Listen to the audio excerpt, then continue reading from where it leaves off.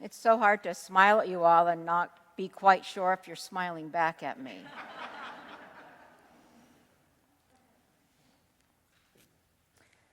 I'm sure that if you're local, many of you listen to NPR or our local station KQED, and they often have something called With a Perspective, right? How many people are familiar with that?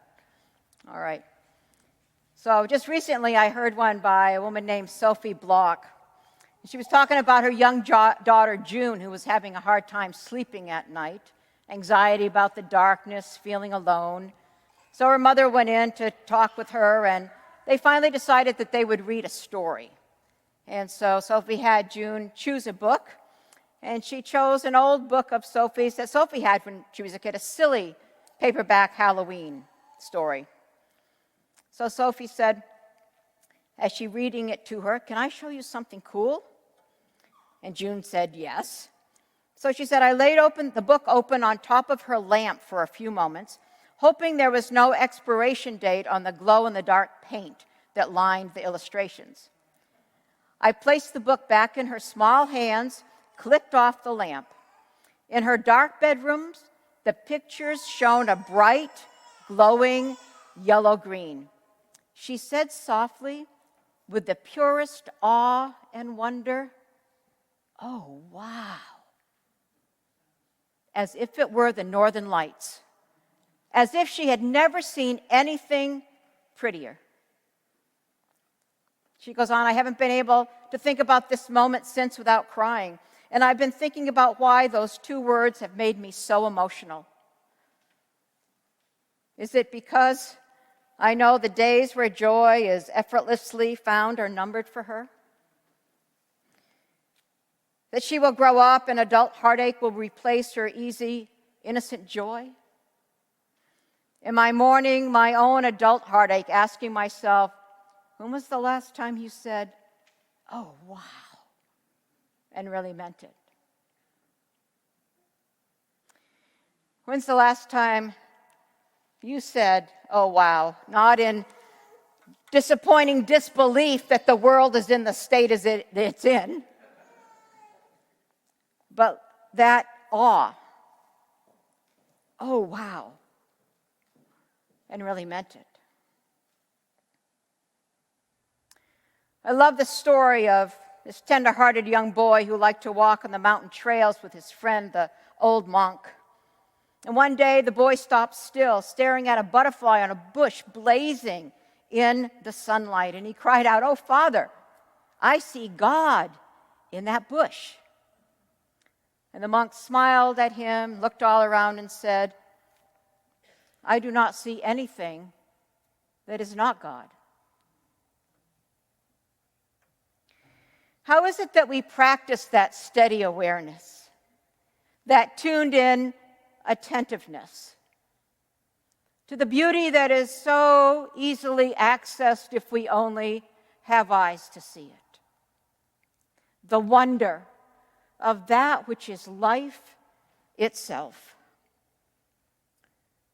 We sure do value life when we lose someone, don't we? We sure do value life when we had a tough diagnosis and now we're feeling better. We sure do value life when we've had a close call.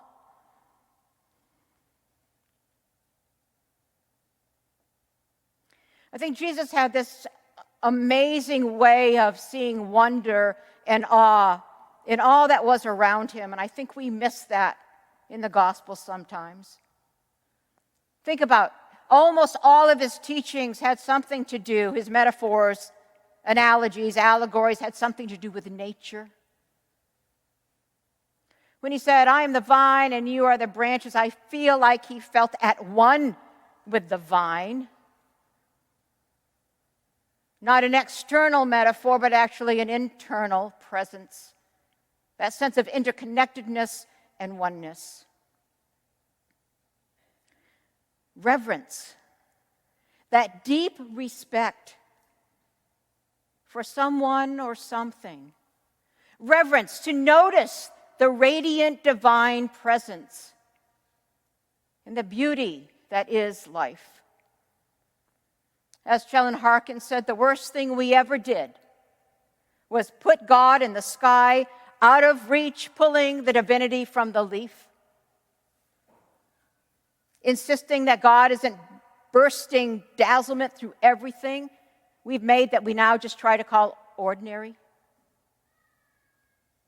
Stripping the sacred from everywhere. The worst thing we ever did was take the dance and the song out of prayer and make it sit up straight and cross its legs, removed it of rejoicing, wiped clean its hip sway, its ecstatic yowl, its tears.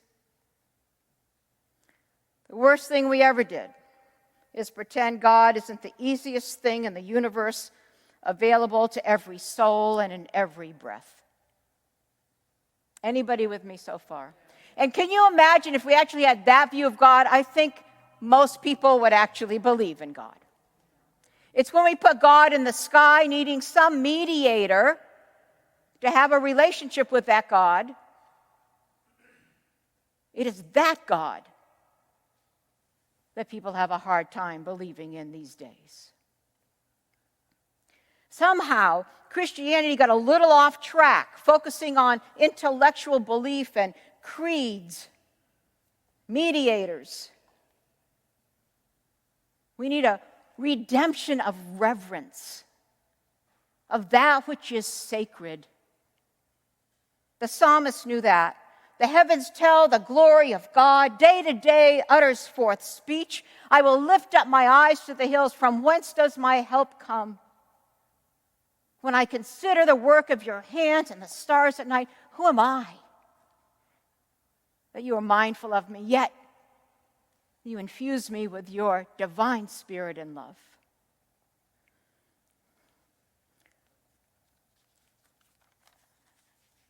A redemption of reverence as we try to reimagine what life will look like. You know, there's an actual science about it now. The science of awe. You know that? Look it up. The science of awe. Basically, the scientists are saying that this human experience of awe, more than any other emotion, leads us, or leads people, humans, to cooperate and share resources and sacrifice for each other. So there's a link. There's a link between awe and altruism. If I were to ask you, when is the last time you felt awe? I believe the majority of you would refer to some experience in the natural world.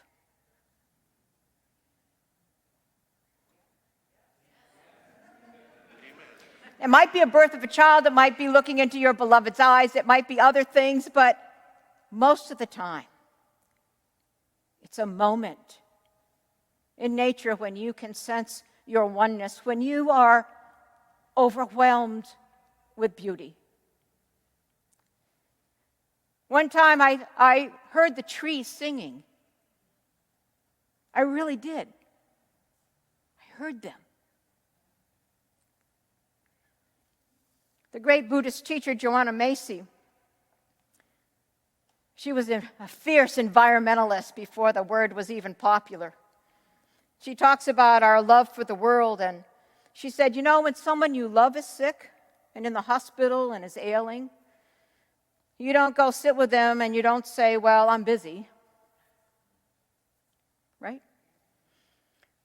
But with the world we love, with our insects and our birds and our blossoms, it's so overwhelming now that we turn away. We turn away. And then we lose that connection of reverence for our earth. Climate change, the statistics feel so overwhelming, don't they? So discouraging, so ominous, that often we are paralyzed with the inability to act, thinking that we can't make a difference. I think Joanna Macy would say, go and sit with the earth. Go ahead and let yourself grieve And maybe that will spur you on to more action than you thought possible. Reverencing the earth as God's body. Sometimes I think, I wouldn't treat my mother like that.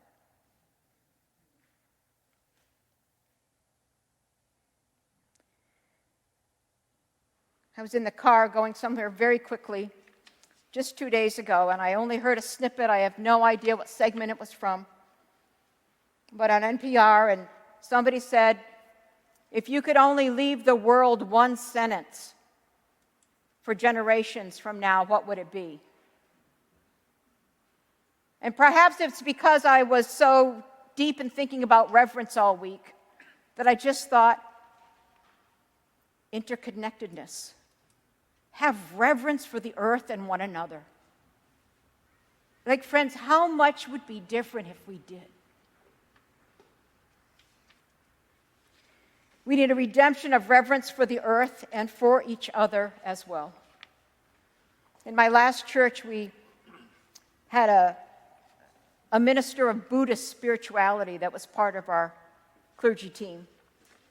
We had a Monday night Buddhist service in our sanctuary, and when we kicked off that service, the Christian community, the Buddhist community came together. And I will never forget it, because in that moment, the place was absolutely packed with people. It was this sacred moment. And I faced the Buddhist minister, and he faced me. And we did 3 bows to one another. And the last bow was all the way down, head touched to the ground, bowing to each other and bowing to each other's tradition in reverence and respect. And I can tell you it was one of the most ecstatic spiritual moments of my life. It was soon after that I can't even remember what year or which war it was, but that I think it was Afghanistan probably. And the bombs began to drop. And all I could think of was, if we bowed to each other more, maybe we wouldn't bomb each other so much.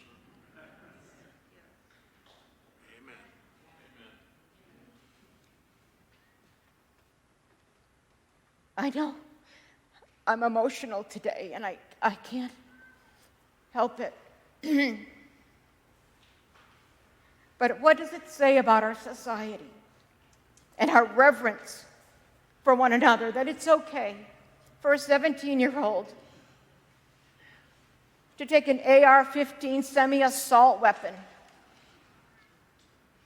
What does that say about our reverence for one another? And what does it say that some people are lifting him up as a hero? What does it say about our reverence for life?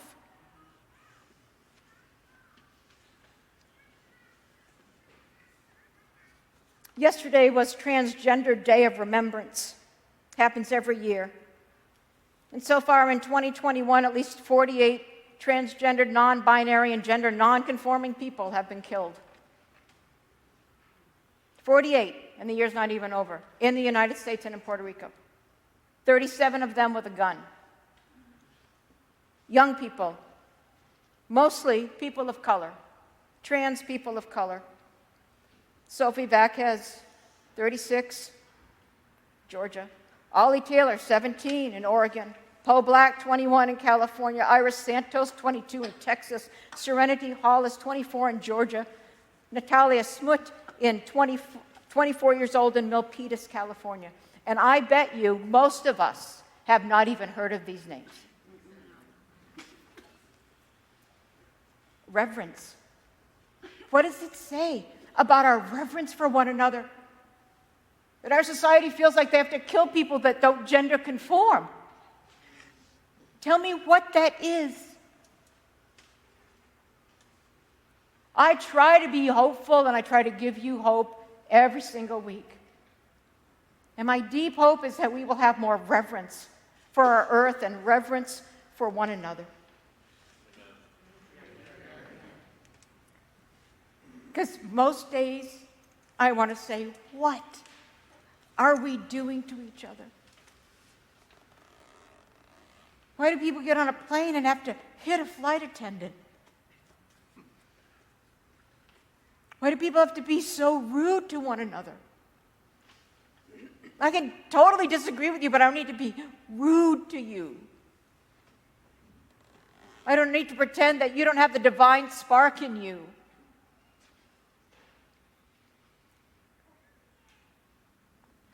Maybe if we could say, wow, a little more often, we'd take better care of our earth, and we would be willing to do whatever it took to change things around.